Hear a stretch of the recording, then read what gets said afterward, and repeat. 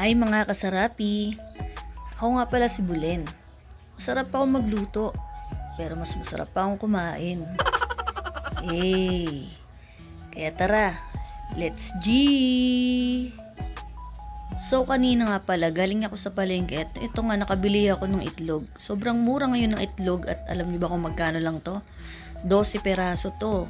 Ang halaga lang ay 55 pesos. So pumapatak lang siya na parang 5 piso isa. For today's video ay tuturuan ko kayo maglaga ng itlog. Charis! Yan, lagyan natin ng tubig. Totoo naman, nilalaga naman natin talaga to eh. At nakabili rin ako ng bihon, yung 1/4 lang. Siyempre, bababad natin muna sa tubig. Yan. Para malambot na siya bago natin lutuin. Yan. Yan pinipilit kong putulin pero ewan ko ba napakatigas. Kaya, diyan ka na. Bala ka dyan. Ewan ko. Meron din tayong nabiling tofu kanina. Ayan, lamas-lamasin natin. Ganyan. Ang sarap kaya lamasin pag malambot. Lamas pa. Sige, lamasin mo. Lamas.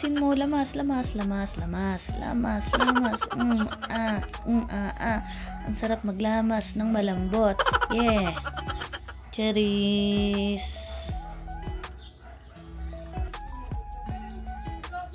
At syempre, nakabili rin tayo ng tinapa.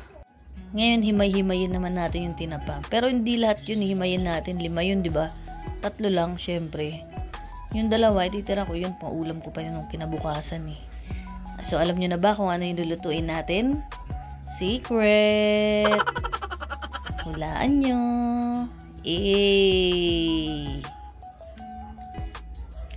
Ayan na yung mga nahimay kong tinapa. Yan, parang durug na, no? At eto naman yung mga gagamitin nating rekado.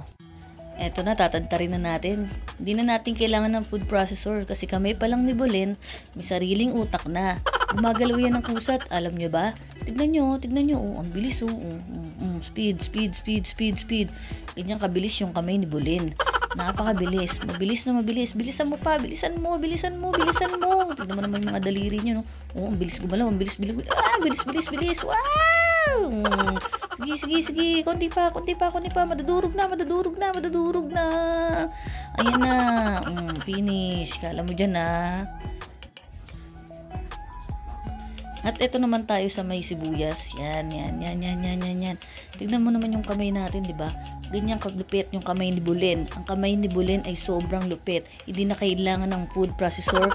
Kamay ng Bulen, napakabilis. Yeah. Ang bilis. Ang bilis gumalaw. Yeah. Nakakapagod pala yung tuloy-tuloy na salita. Yeah.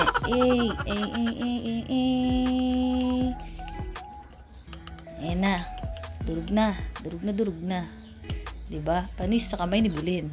At bumili nga pala tayo ng basang aswete kanina. Ayoko kasi ng tuyo. Mas gusto ko yung basang aswete para mas mabilis kumulay. Diba? Ganda kaya pag basa. Charis. So, eto na nga. Lalagyan na tayo ng mantika sa kawali. Medyo damihan natin. Yan. Kasi magto-toasted tayo ng bawang. Pero hindi lahat ng bawang ilalagay natin. Mga 3/4. Yan. Yan, gisa-gisa. So, pag ganyan na yung kulay ng bawang, toasted na yan. Okay na yan. Patay muna natin apoy at hanguin natin. Diba? Ang ganda. Tapos, next natin nilalagay itong tokwa na dinurog-durog natin kanina. Yung nilamas-lamas natin. Yan. Medyo piprituhin lang natin konti. Yan. Yan, halo-halo lang. Yan. Hindi didikit kasi maraming mantika. Ayan. Tapos lalagyan na rin natin yung atsuete kanina. Pero konti lang. Pagkakulay lang siya. Diba? Hindi na ginamitan ng strainer. Lupit, no? Baka Bulen yan. O, ayan na. May kulay na, diba? Ang ganda ng kulay. Perfect. Pwede na rin hanguin yan. Sa same pan, maglalagay tayo ulit ng mantika. Konti lang.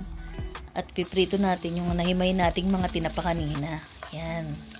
Yan. Halo-halo lang. Halo-halo ng halo-halo. Tapos pag ganyan na yung itsura niya, okay na yan. Diba ang ganda? Medyo toasted din. Pwede na rin hanguin yan. At magigisa na nga tayo ng bawang. Yan. Doon pa rin sa same pan yan at yung mantika. Hindi na tayo nagdagdag. Tapos sibuyas. Yan. Gisa-gisa lang hanggang sa mga yung mga rekado natin. Ayan, pag ganyan na itsura, maglalagay din tayo ng konting tokwa. Yung kaninang ginisa natin ay pinirito pala. Ayan. Tapos after nyan, lalagyan na natin syempre ng sabaw. Ayan. Damihan natin konti. Ayan. Sipa. Perfect. Tapos lalagyan pa natin ulit ng aswete.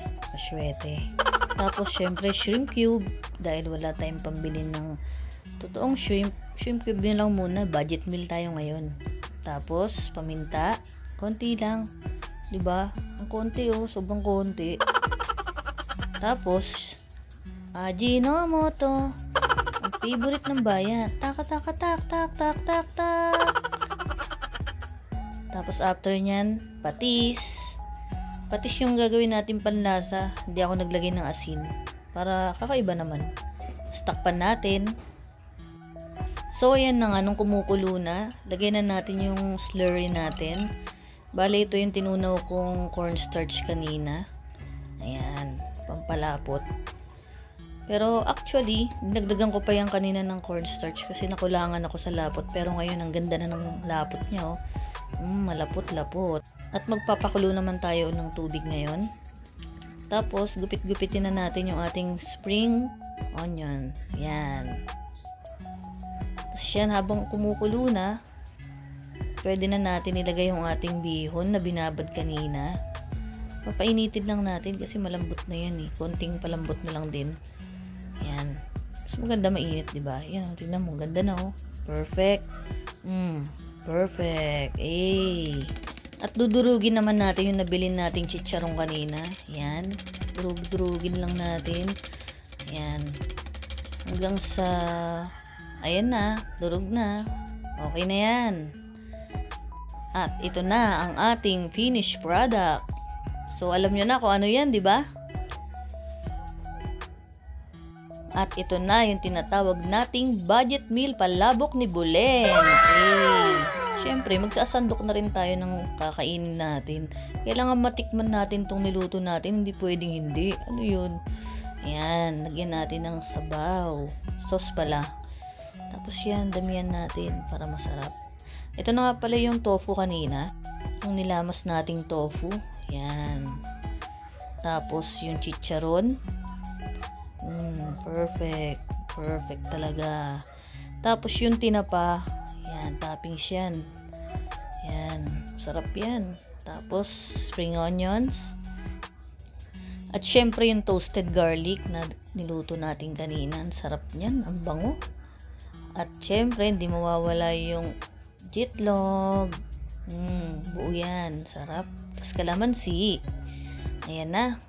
So, tara, let's G!